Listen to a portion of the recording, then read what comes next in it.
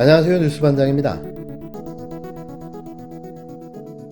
자녀 입시 비리와 사모펀드 의혹 등으로 기소된 조국 전 법무부 장관의 부인 정경심 동양대 교수가 1심에 이어 항소심에서도 입시 비리 혐의 등이 유죄로 인정돼 실형을 선고받았습니다.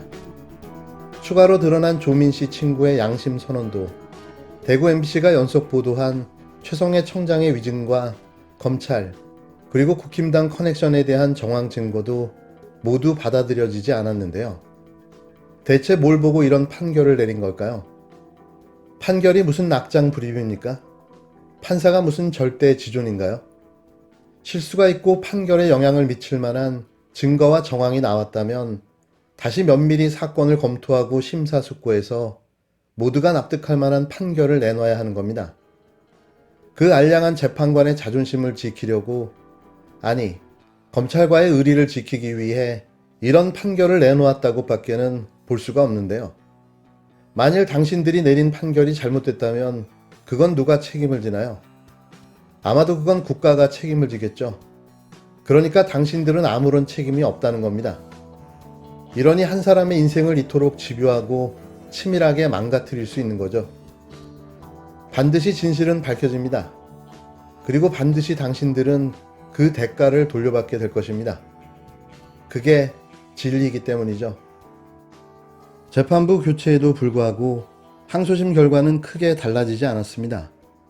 자녀 입시 비리와 사모펀드 투자 의혹으로 1심에서 징역 4년을 선고받은 조국 전 법무부 장관 부인 정경심 동양대 교수의 항소심 결과는 서울대 공익인권법센터 인턴 확인서를 비롯한 딸 조민 씨의 경력은 모두 허위로 유죄라고 판단했는데요. 서울고법 형사 1-2부, 부장 엄상필, 심담, 이승년 심리로 11일 열린 정 교수의 2심 선고 공판에서 딸의 경력이 모두 허위라는 원심을 유지한다며 징역 4년에 벌금 5천만 원을 선고한다고 밝혔습니다. 특히 논란이 됐던 서울대 공익인권법센터 인턴 확인서의 경우 증거를 살펴보면 확인서가 허위이고 조국이 확인서 작성에 가담한 정황이 인정된다고 말했는데요. 또 최근 조민 씨의 고교 동창인 장모 씨가 세미나 영상 속 여성은 조 씨가 맞다는 취지로 1심 법정 증언을 뒤집는 발언을 했음에도 불구하고 재판부는 동영상에 촬영된 여성이 조 씨인지는 확인서의 허위성을 판단하는 데 영향을 미칠 수 없는 것이라 판단하지 않았다고 밝혔습니다. 다만 재판부는 코링크 사모펀드 관련 혐의에 대해서는 장외매수 12만 조에 대한 미실현 이익 2억 2천만 원 부분은 무죄로 변경한다며 1심 유죄 판결을 무죄로 판단했는데요.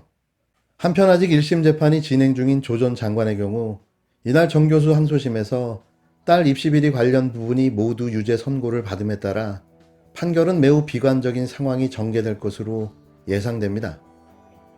이에 형사 전문 정의수 변호사는 세상은 미묘하고 법은 단순하고 법관은 다양하며 피해는 극심하다며 배심원 도입 필요성을 주장하고 나섰는데요. 더 이상 판사를 믿을 수 없다는 거죠.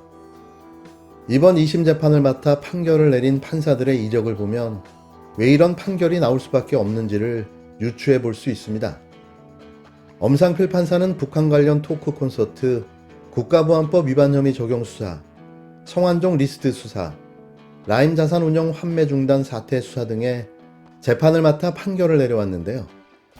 그의 이력이 말해주듯 그는 편향성을 가진 판사였습니다.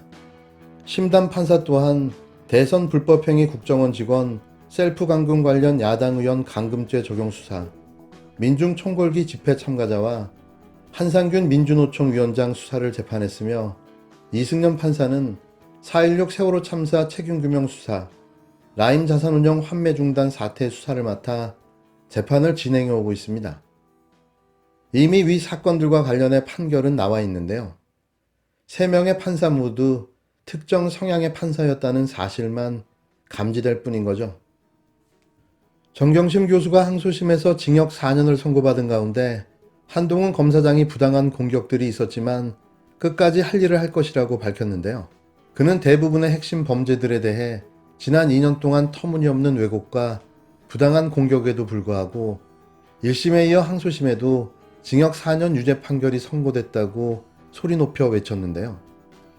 한 검사장은 계획적 반복적 위조 및 입시비리 범죄, 보조금 사기 범죄, 차명계좌를 이용한 사모펀드 관련 내부자 거래 범죄, 범죄 수익은닉 범죄, 금융실명법 위반 범죄, 증거인멸 교사 범죄, 증거은닉 교사 범죄 등이 정 교수의 핵심 범죄라고 언급했습니다. 이 세상에 존재하는 모든 범죄를 다 갖다 붙여놓을 셈인데요. 어이가 없습니다. 이어 1, 2심 동안 사실관계는 인정됐지만 법리상 일부 무죄가 선고된 부분에 대해서도 끝까지 최선을 다할 것이라고 했는데요. 자기가 수사한 사건도 기소한 사건도 아닙니다. 그는 왜 이렇게 오바를 하며 자신의 존재감을 자꾸 드러내 보이는 걸까요? 자신의 신변에 무언가 문제가 있는 겁니다. 자신을 방어하기 위한 수단, 최선의 공격이 최선의 방어다. 지금 뭔가 캥기는 일이 진행되고 있는 거죠. 그게 뭘까요? 자신의 핸드폰이 열리는 날이 다가오고 있는 건 아닐까요?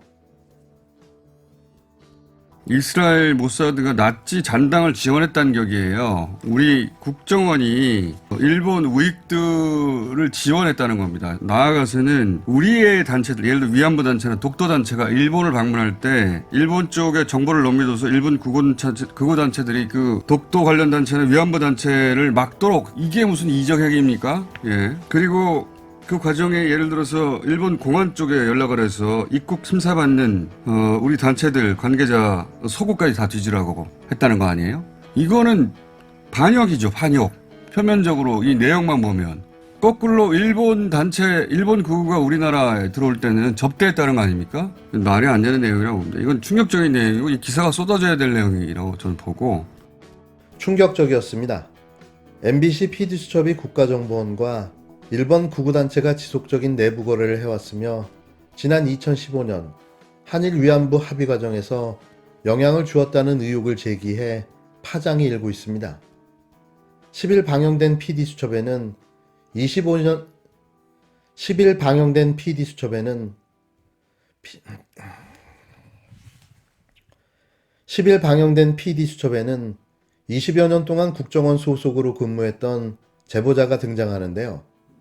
그의 주장에 따르면 국정원은 일본 우익단체인 국가기본문제연구소, 약칭 국기련을 지원해왔으며 국정원의 정보를 바탕으로 해당 단체는 크게 성장해왔다고 폭로했습니다. 국정원은 국기련의 김현인 씨와 관련된 납북자 문제를 비롯해 북한과 관련된 군, 경찰, 국가조직이 입수한 모든 정보를 통해 제공함으로써 단체 성장에 크게 기여했다고 설명했는데요. 이 단체의 이사장인 사쿠라 요시코는 일본 내 영향력이 있는 언론인으로 아베 전 총리의 측근으로 알려져 있습니다.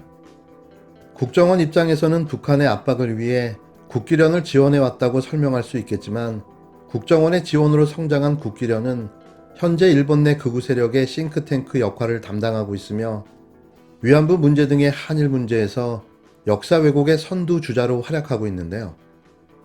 방송에선 두 단체의 가교 역할을 한 인물로 홍영개건연구원을 지목했습니다. 그는 육사 졸업 이후 국정원에서 오랫동안 활동한 인물인데요.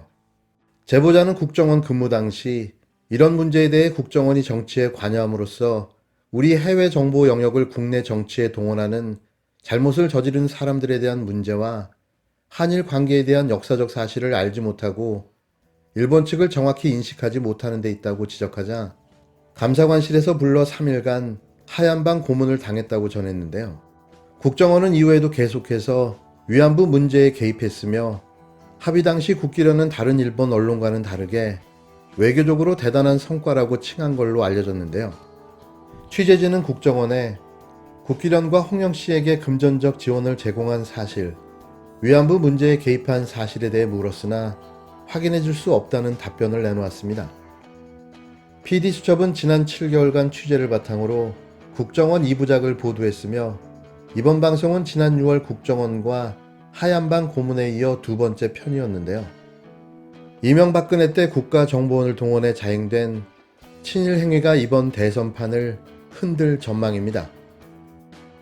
이미 많은 피해를 당하고 돌아가셨던 위안부 피해자들의 아픔과 슬픔과 고통을 그 시절을 겪지 않았던 자들이 함부로 합의라는 이름으로 면죄부를 내줄 수 있는가? 없다고 생각하죠. 그 일에 국가조직이 동원되었을 때 어느 누구 하나 이의를 제기하지 않았다면 그런 나라와 그런 조직을 나중에 누군가 되돌아보았을 때 과연 그게 옳은 일이었냐고 물었을 때 저는 한 줄 남기고 싶었어요. 저항한 사람들이 있었다고.